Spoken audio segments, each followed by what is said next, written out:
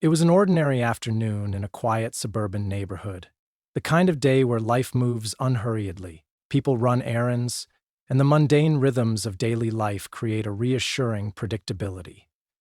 Among the ebb and flow of shoppers, a woman, a figure of quiet confidence, entered a local department store. Dressed casually, with no visible signs of her profession, she moved through the aisles like anyone else, picking up items for her home. At first glance, nothing about her presence seemed unusual. She was polite, focused, and efficient. But in the eyes of one man, everything about her stood out. Not because of what she was doing, but because of who she was. He was a man tasked with upholding the law, patrolling the streets to maintain order. But on this day, he wasn't just watching over the public, he was watching her. His gaze followed her every step, his mind constructing a narrative that wasn't rooted in evidence, but in assumption. The moments that followed would unfold like a tragic play, a confrontation that left an entire community questioning the very fabric of justice. What began as a routine encounter soon escalated into an act of public humiliation, one that would leave the woman in tears and the onlookers in stunned silence. Yet, this story isn't about what happened in that store alone. It's about what came next. The revelations, the accountability, and the ripple effects of a single, fateful decision that could have been avoided. This isn't just a story of injustice, it's a story of identity, power, and the consequences of unchecked bias. And as the layers of this case begin to unravel, the truth reveals itself in ways no one could have anticipated. The small town of Oakridge wasn't the kind of place that made headlines. It was a town where the community was tight-knit, but divided in ways people rarely talked about out loud. Beneath its charming streets and well-kept homes lay an unspoken tension, a line drawn by history, experience, and perception. On that ordinary day, two individuals from very different worlds would cross paths in a way that neither could have anticipated. On one side was Officer Daniel Cooper, a man who had spent over 15 years on the force. To his peers, he was confident, even overbearing, a man who believed his instincts never failed him. But beneath the surface, his record told another story. Complaints of excessive force, racial profiling, and unprofessional behavior had been lodged against him more times than the department cared to admit. Yet none had ever resulted in real consequences. To Daniel, his badge wasn't just a symbol of authority, it was a shield, one that allowed him to act without fear of retribution. That shield had kept him untouchable, and it had made him reckless. Then there was Captain Angela Hayes, a woman whose life stood as a testament to resilience and excellence. Angela had worked her way up from beat cop to captain, becoming one of the most respected figures in her department. She was known for her integrity, her ability to lead, and her unwavering commitment to fairness. But on that day, Angela wasn't in uniform. She wasn't a captain. She was just another woman out shopping, dressed in jeans and a sweatshirt, blending into the crowd. Except to some, she didn't blend in. The Oakridge Mart was a hub for the town. Rows of aisles stocked with groceries, clothes, and electronics. On any given day, families shopped for their weekly essentials, retirees browsed leisurely, and cashiers exchanged polite greetings with customers.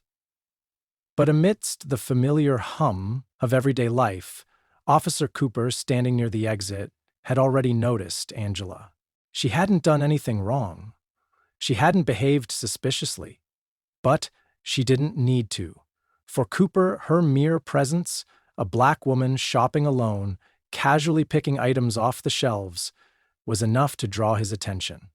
Angela was nearly done shopping when it happened. She had just placed a small item, a pack of batteries, in her cart when she heard the voice behind her. "Ma'am, can I see your receipt?" The tone wasn't friendly or curious, it was accusatory. Angela turned, startled, to see Cooper standing there, hand resting on his belt, his eyes scanning her cart. "Excuse me?" she said, keeping her voice calm. "I've been watching you," he replied. "We've had reports of theft in this area. I need to check your belongings." For a moment, Angela hesitated. She could feel the eyes of other shoppers on her, hear the quiet whispers starting around her.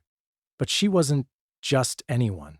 She was a police captain, a woman who had dealt with confrontations like this before, though never as the target. "Officer, there's been a misunderstanding," Angela said. "I paid for my items at the self-checkout. I have my receipt right here." But Cooper wasn't listening. He took a step closer, his posture rigid, his voice steady but insistent. To the onlookers, it was a surreal sight. A uniformed officer questioning a woman who exuded quiet authority, demanding compliance without cause. Angela tried to explain again, but Cooper interrupted her. "We've had issues in this store before," he said loudly, his voice carrying over the quiet murmurs around them. "It's routine. You can show me now, or we can take it further." Angela's heart pounded. She knew the law. She knew her rights. And yet, here she was, being treated like a suspect. The weight of the moment settled on her as she realized something deeper was at play. "Officer, I'm a captain with the city police department," Angela said, her voice steady but firm. "You're making a mistake." But Cooper's expression didn't change. To him, her words were just another excuse, another attempt to avoid accountability. And in that moment, Angela Hayes wasn't just another shopper trying to assert her rights. She was a target, a reflection of a prejudice that had nothing to do with her actions and everything to do with assumptions. He led Angela out of the store. People scrambled to record the scene on their phones, some shouting questions at Cooper, others asking Angela if she needed help. Her face was a mix of shock and defiance. This wasn't just an arrest. It was a public spectacle, a deliberate attempt to assert control. As Angela was escorted to Cooper's patrol car, word began to spread. The videos recorded by witnesses were uploaded to social media within minutes, and hashtags began trending before the sun had set. News outlets picked up the story almost immediately.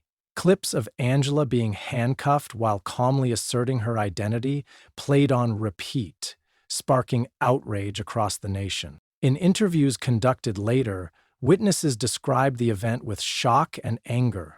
"I've never seen anything like it," one woman said, her voice trembling. "She showed him her receipt. She told him who she was. He just didn't care.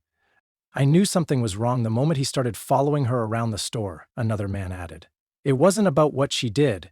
It was about who he thought she was." Some witnesses noted Cooper's demeanor, describing him as aggressive and dismissive, while others expressed regret for not stepping in sooner. Back at the Oakridge Police Department, the fallout was immediate. Angela's arrest had become a media storm, and calls for accountability flooded the station. The department announced an internal review, though the chief's initial statement, calling it a misunderstanding, only fueled public anger. Journalists began digging into Officer Cooper's past, uncovering a troubling pattern of behavior. Complaints of racial profiling and misconduct painted a damning picture, one that had been ignored for years. But the revelations didn't stop there.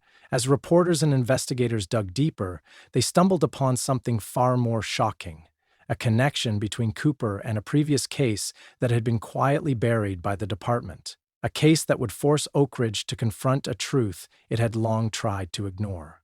Stay tuned, because what they uncovered next shook the entire community to its core. The arrest was public, the humiliation undeniable. But what Officer Cooper hadn't anticipated was the storm of consequences that would follow when the truth about Angela Hayes and his own past was finally revealed. Angela sat in the holding area of the station, her composure intact despite the gravity of the situation. She didn't yell or argue. She waited. Within hours, calls began flooding in from higher-ups at neighboring departments and even city officials. It didn't take long. before the truth unraveled. A desk sergeant scrolling through the initial report froze when he saw the name: Captain Angela Hayes. The sergeant, who knew Angela well, immediately informed the chief. The ripple effect was instantaneous. Officer Cooper, sitting smugly in his office, was summoned. He had no idea what was coming. "Officer Cooper," the chief said, his voice tight with anger, "do you have any idea who you just arrested?" The moment Cooper realized the woman he'd humiliated was not just innocent, but a decorated captain, his expression changed. The color drained from his face, but he still attempted to defend himself. "I was doing my job," he said. "She looked suspicious. I had every right." The chief slammed a file onto the desk in front of him, cutting him off. "You had no evidence, no probable cause. You ignored protocol. You ignored her. This is beyond unacceptable." Word of Angela's identity spread through the department like wildfire. Officers whispered in hushed tones, some shocked, others unsurprised by Cooper's actions. But for Angela, the revelation wasn't about vindication. It was a grim reminder of how easily her achievements and reputation could be disregarded because of bias. Angela was formally released, and the department issued a public apology, but the damage had been done. The footage of her arrest, combined with the revelation of her position, turned a local controversy into a national scandal. For Angela, the emotional toll was heavy. She held a press conference, her voice steady, but her eyes betraying the weight of what had happened. "This wasn't just about me," she said. "This was about every person who has been judged not for what they've done, but for what they look like." As for Cooper, his world began to crumble. Suspended pending an investigation, he faced mounting public scrutiny, but the worst was yet to come. Journalists and activists, emboldened by the public outcry, began digging into Cooper's record. What they found painted a chilling picture of unchecked power. Over the years, Cooper had been the subject of numerous complaints: racial profiling, unnecessary use of force, and harassment. A whistleblower from within the department came forward, revealing that many of these complaints had been quietly dismissed or buried. One case stood out: a young black man, falsely accused of theft, who had spent months in jail before the charges were dropped. Cooper had been the arresting officer. The man's life had been derailed, his reputation destroyed, and the department had paid a settlement to avoid a lawsuit. The revelations struck a nerve with the public. Protesters gathered outside the Oakridge Police Department, holding signs that read, "Justice for all," and "End racial bias in policing." Angela's case became a flashpoint in the ongoing conversation about systemic racism in law enforcement. Legal analysts weighed in on national news, discussing how implicit bias and a lack of accountability allowed officers like Cooper to continue operating unchecked. But this story wasn't just about one officer or one arrest. It was a mirror held up to a system that had allowed prejudice to fester for too long. And as the town of Oakridge wrestled with its reckoning, Angela Hayes became more than a victim. She became a voice for change. "We must do better," Angela says, her voice firm. "This isn't just about changing laws, it's about changing hearts." The ripple effects of this incident stretched far beyond a single officer's misconduct. It became a story of accountability, resilience, and the pursuit of systemic reform. Following a rigorous investigation, Officer Cooper faced swift and decisive action: immediate suspension and termination. The Oakridge Police Department, under public pressure, announced Cooper's dismissal, citing gross misconduct and abuse of power. Angela Hayes filed a civil lawsuit, which quickly gained traction. The court ruled in her favor, awarding her a substantial settlement. Cooper also faced criminal charges for civil rights violations, resulting in a conviction and a sentence of community service and a public apology. During the trial, Cooper's demeanor became a point of scrutiny. Initially defiant, he attempted to justify his actions, citing suspicion and intuition. But under cross-examination, his biases were laid bare, and his lack of remorse further cemented the public's disdain. The judge's statement at sentencing was unequivocal. "This court finds your actions to be a stark betrayal of the oath you swore to uphold. Law enforcement must embody fairness and justice, not prejudice and abuse." Angela's journey toward justice showcased her strength and determination. With the backing of the community, she channeled her pain into advocacy. Angela's press conference became a pivotal moment. Standing before a crowd, she spoke with poise and conviction. "This is not just my story. It's the story of countless individuals who've faced injustice, but lacked the platform to fight back. We must hold ourselves, our systems, and our leaders accountable." Support from the law enforcement community. Fellow officers, many of whom had served under her, rallied around her. Their public support sent a clear message.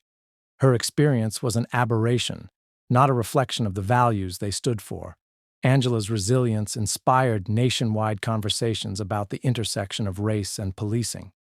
She partnered with prominent civil rights organizations to advocate for reforms, including mandatory body cameras, implicit bias training, and civilian oversight boards. Oakridge, once known for its silence on issues of racial inequality, became a hub for change. Grassroots movements. Community leaders established programs to foster better relations between law enforcement and citizens. These included workshops, mentorship initiatives, and open forums. Institutional changes. The Oakridge Police Department underwent a comprehensive overhaul, including new leadership, policy reforms, and diversity recruitment efforts. Angela's actions inspired broader societal reforms, culminating in the introduction of state legislation named in her honor. The Hayes Act mandated stricter protocols for handling allegations of misconduct and expanded funding for community-based policing initiatives. In the face of adversity, Angela Hayes turned her personal tragedy into a catalyst for systemic change, proving that one voice can indeed make a difference. At its core, this story is about more than one woman's fight for justice. It's a sobering reminder of the impact of unchecked bias and the importance of accountability at every level of society.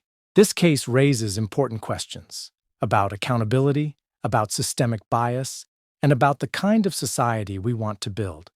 Angela Hayes' story is a powerful example of resilience and justice prevailing, but it also shows us how much work is left to be done. Now I want to hear from you. If you were in Angela's shoes, what would you have done? Do you think Officer Cooper's punishment was enough? Should the system itself face deeper scrutiny for enabling such behavior? Let me know your thoughts in the comments below. If this story moved you, if it made you think, then take a moment to like this video and share it with someone who needs to hear it. And don't forget to subscribe for more stories of justice, courage, and the fight for accountability.